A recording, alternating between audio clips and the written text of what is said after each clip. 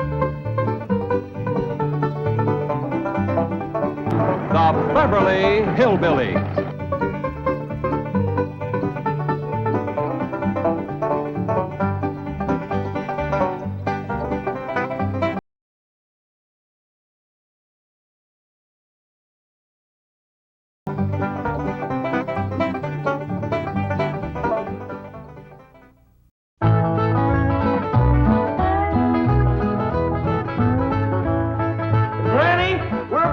The still?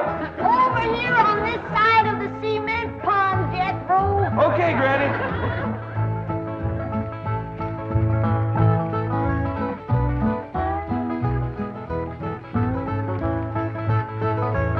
Come on. We's waiting.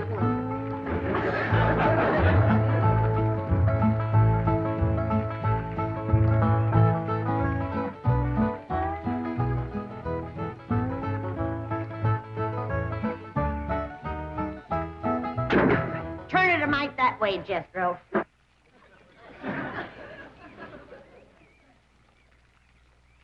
Only one bad thing about putting you still here, Granny.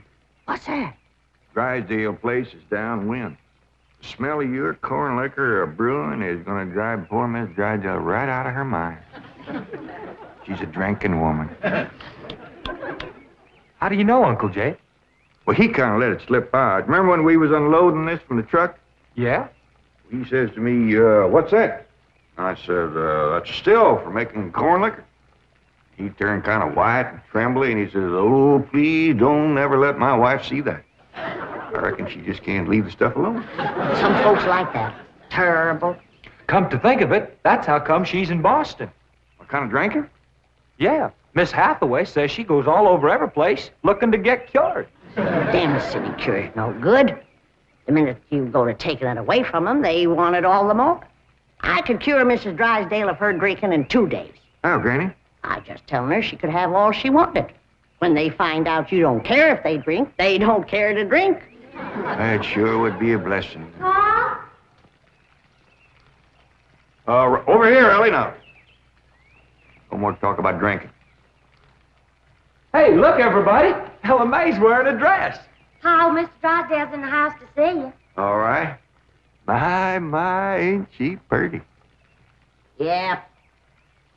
But, Ellie, you're showing too much bare hop. Well, that ain't her fault, Granny. She just got the dress on backwards. Ellie, honey, put it on the other way around. All right. Hold it. Hold on. What in the world kind of a dress is that? Well, Miss Hathaway says a California sundress. Wouldn't let no son of mine wear it. Daughter neither. Granny, you'd best get her into something decent whilst I talk to Mr. Drysdale. Uncle Jay, can I go swimming in the cement pond? Oh, I reckon so, Jethro. But this ain't like the swimming hole back home. You can't go in there without no clothes on. I can't? No, sir. Okay, Uncle Jay.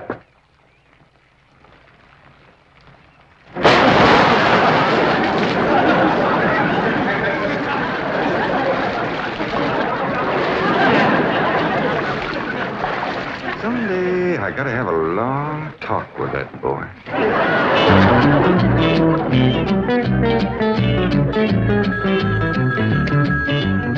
Mr. Drysdale's office, Miss Hathaway speaking.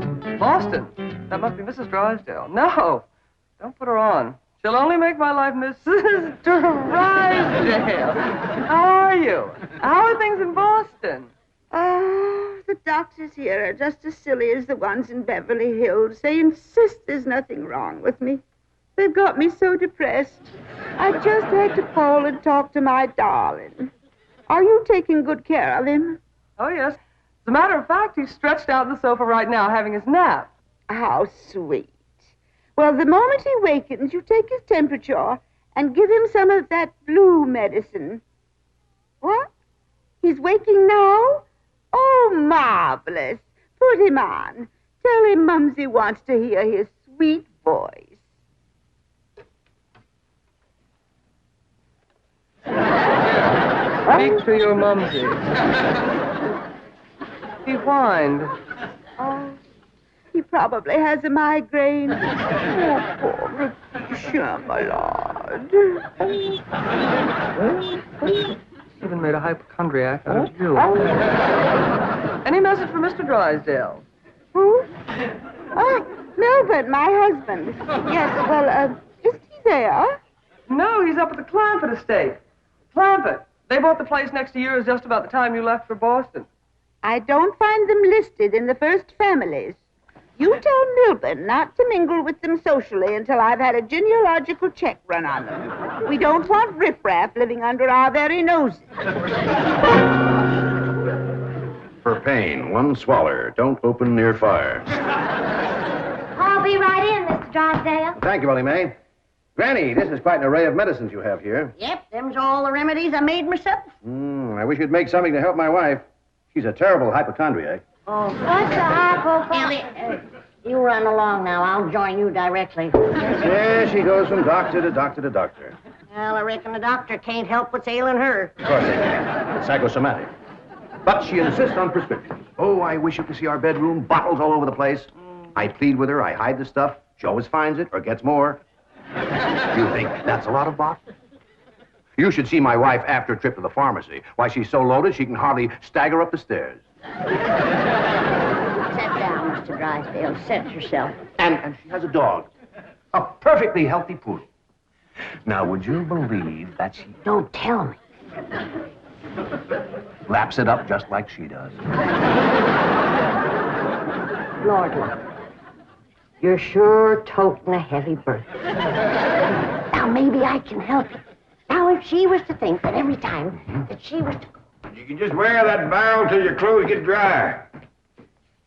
What happened to Jethro? Get too close to a skunk? He jumped in the pond with his clothes on. Mr. Drysdale, I'm sorry to kept you waiting. Did Granny tell you about her complaints about the kitchen? Jed, I'm ashamed to mention my piddling troubles to a man bowed down with the misery he's got. You know his wife.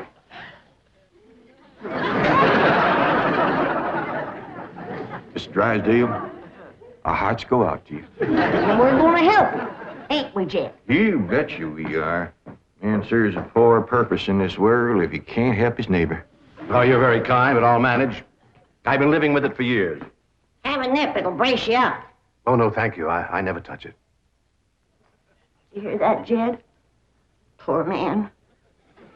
He's got all the trouble and none of the fun.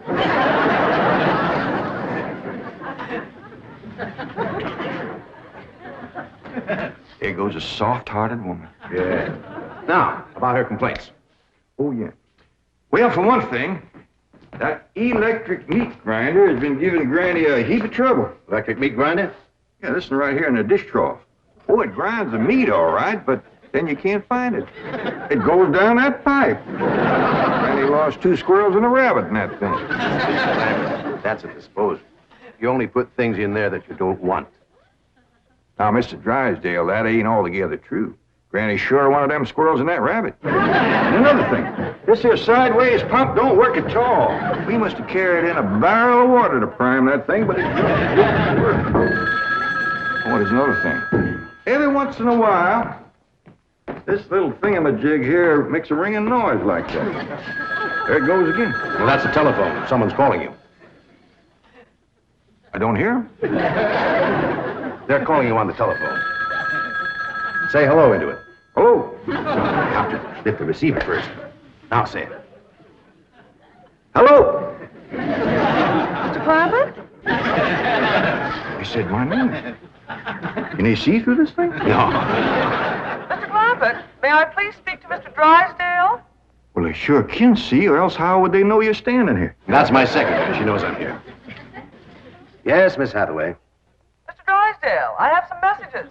Well, I'll be doggone. Granny! Ellie Mae! Come look what we got! The Clampetts have just discovered the telephone.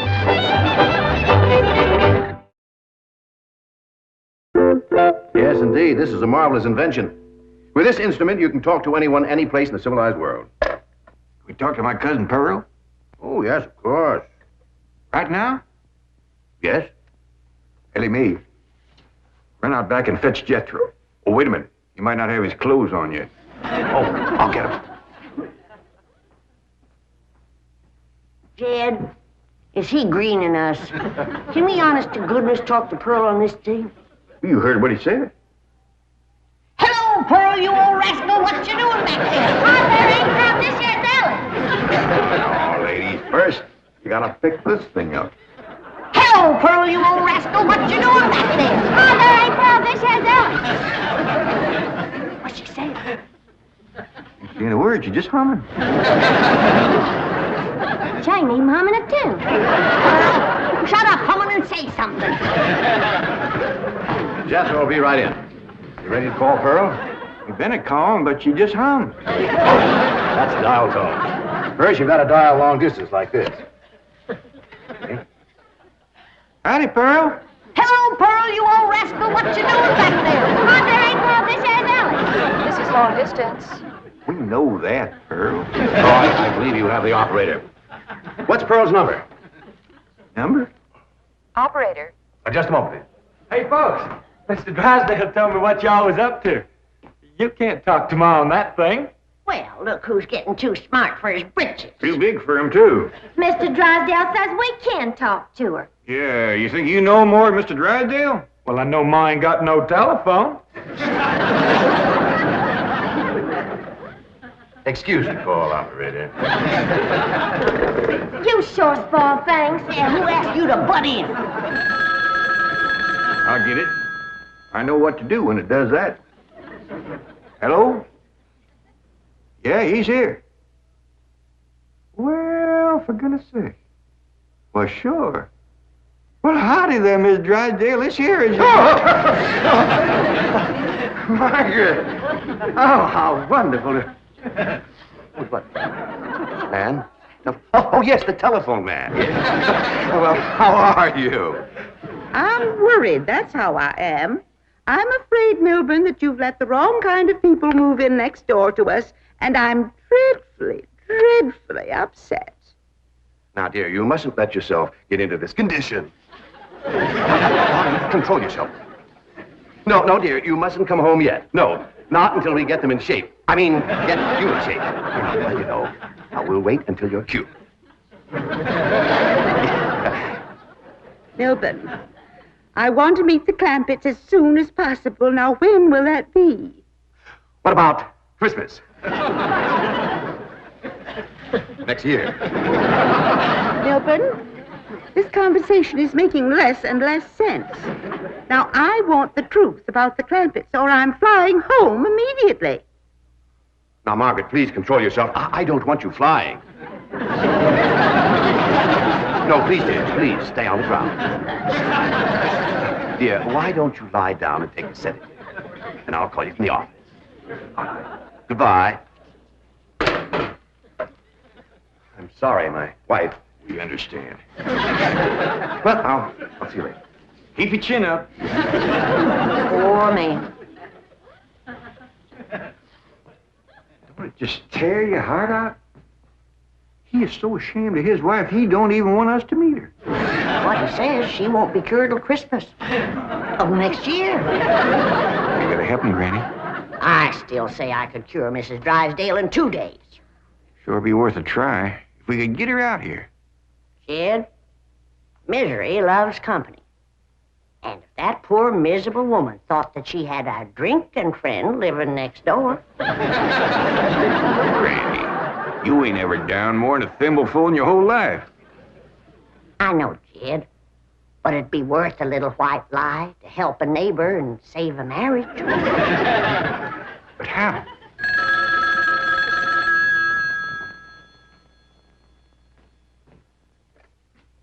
Hello? Yes, ma'am. Ain't that a stroke of luck, Granny? It's Mrs. Drysdale again. Well, no, ma'am, he ain't here, Mrs. Drysdale, but Granny and me'd like to talk to you.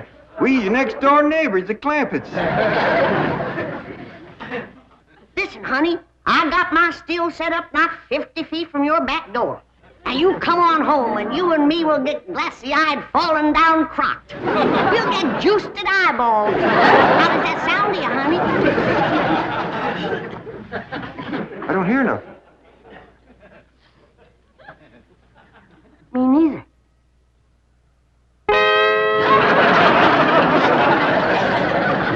you mean my wife's on her way from Boston? That's the message I got when I tried to put through your call. She's on a jet, right? Never mind the grisly details. Oh, I am ruined. If Margaret gets one look at those hillbillies next door, she'll leave me. Get my psychiatrist over here. Move over, Claude. I need this more than you do. Drysdale, you don't need your psychiatrist. You're looking at the dark side. There is a bright side. Of course. Your wife is an intelligent woman. She'll see that underneath that rough exterior, the Clampetts are basically fine people. Why, she may even help them to get socially acclimated. You're right. I don't need my psychiatrist.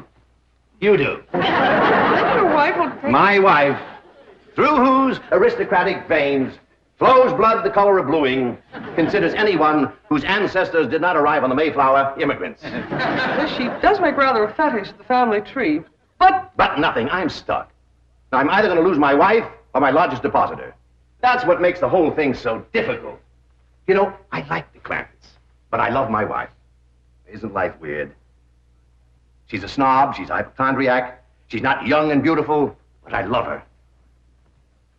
And now I do need my psychiatrist. Now, Mr. Drysdale, as we used to say at Vassar, que tout devient tout éclaircit.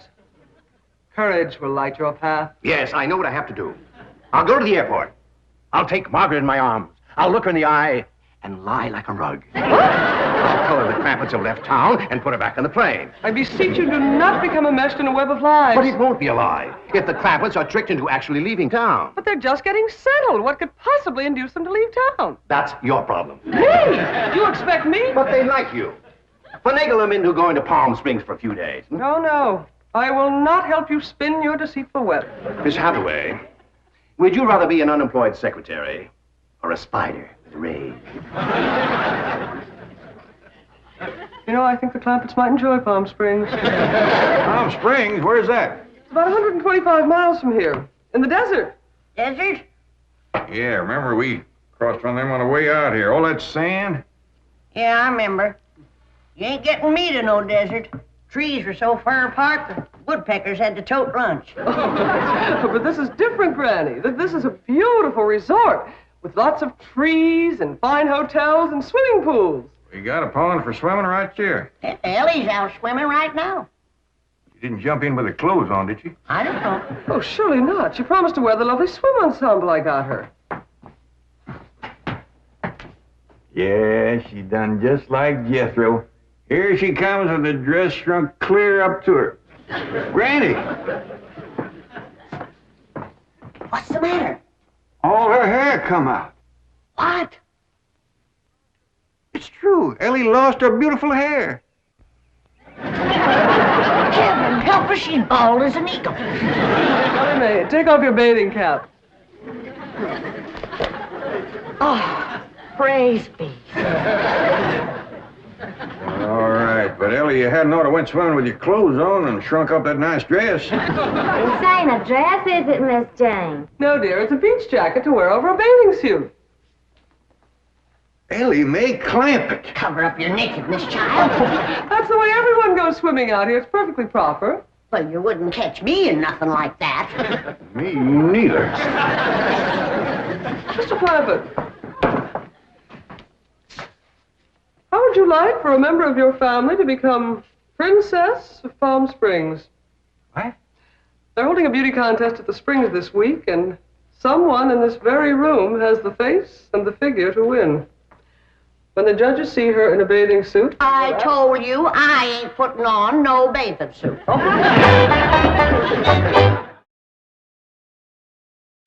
Believe me, Mr. Clampett, this beautiful daughter of yours can win that Palm Springs beauty contest without even trying. Can we go, Pa? I'm sorry, Ellie Mae, but I just don't cotton to the notion of a bunch of strangers gawking at your bare limbs. Besides, we already know you're the prettiest. Why shame all them other girls? Run along and get some clothes on. Yes, sir, Pa. Mr. Clampett, I do wish you would reconsider about going to Palm Springs, even if Ellie Uncle doesn't... Jay, Duke, and... Howdy, Miss Hathaway. Jane to you, Jethro. Well, Jane to you, too. Duke and me's all set to go hunting, ain't we, Duke? Jethro, have you ever hunted in the desert? No, ma'am. Oh, it's a fascinating place. You might even see a mirage. If there's one there, old Duke will tree it. He's the best hunting dog there is. Well, I love hunting around Palm Springs. You'll all love Palm Springs. They have wonderful hotels. Have you ever stayed in a beautiful hotel suite? No, I ain't, darling. Granny, let's you and me go and leave these two lovebirds alone. No, wait, please, let me take you all to Palm Springs. I'll tell you what. Why don't you take Jethro and Ellie Mae and me and Granny will stay here? But then Mrs. Drysdale would see. I mean... Is Drysdale coming home? Is that why you was trying to get us out of town so we wouldn't meet her? Yes, that is the reason. I'm so ashamed I could die. Well, now, don't go to crying about it. The way I look at it, ain't nobody got a right to be ashamed of nobody else. Good Lord made us all, and if we's good enough for him, we sure ought to be good enough for each other. I hold back on them tears. You was among friends. Why, I remember a long time ago hearing a fella say it. He said it just about right. He said, there is so much good in the worst of us and so much bad in the best of us that it don't hardly... Boo! Well, go ahead and bawl. It'll make you feel better. I'll tell you what. If this means so much to you, we'll all pick up and go to them Palm Springs with you. Oh, bless you. Mr. Drysdale will be so happy. I'll go help Ellie Mae pack. I'm telling you, that Miss Drysdale must be a mess. She's gonna need our help, Jed. This is a poor time for us to be leaving. Yeah, we gotta help her once we get back. Right now, we gotta respect Mr. Drysdale's feelings. Jethro, you go get the truck ready. Okay, Uncle Jed.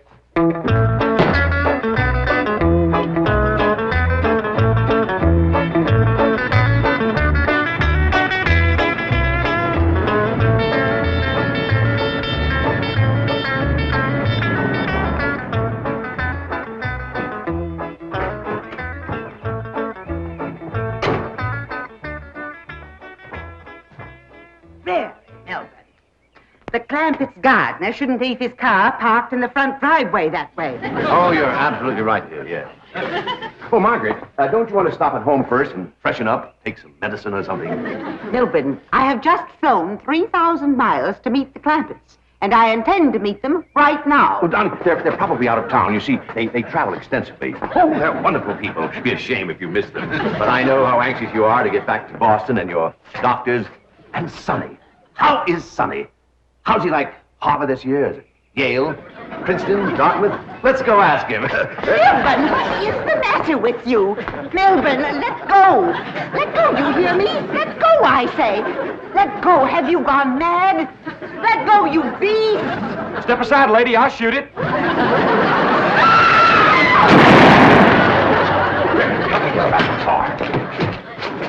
What'd you shoot, Jethro? I think it was a fox. Who's that? My wife. And why aren't you in Palm Springs? Let's get her home as quickly as possible. What's going on? Jethro shot a fox. That's Miss Drysdale, stewed to the gills. No wonder they didn't want us to see her. Poor woman. You mean poor husband. Yeah. We can't go up to Palm Springs and leave our neighbor at a time like this. That's right. We gotta pitch in and see that his wife gets cured. Uncle Jed, are we going hunting? Might as well.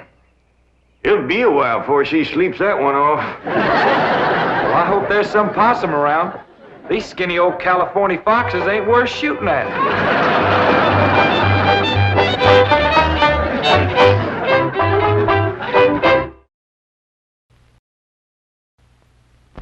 What you doing, Granny? Making myself a new pipe. Oh, I got something here you want to cotton to. That banker fella gave them to me. What's that? Winston cigarettes. Try one, Granny. They is first rate. Well, if you say they're really good.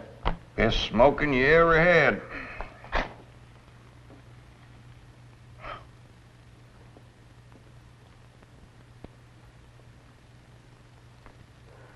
By thunder, Jed, that is good smoking.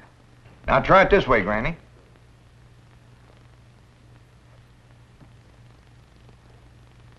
tastes even better. They tell me these Winstons is the best tasting cigarette you can get. Well, I may put away my corn cob. That's saying a heap for 'em. You know, Granny, there just ain't no way of saying how good a Winston is. You gotta smoke one to find out. Well, I can say this. Winston tastes mighty good. Like a cigarette should.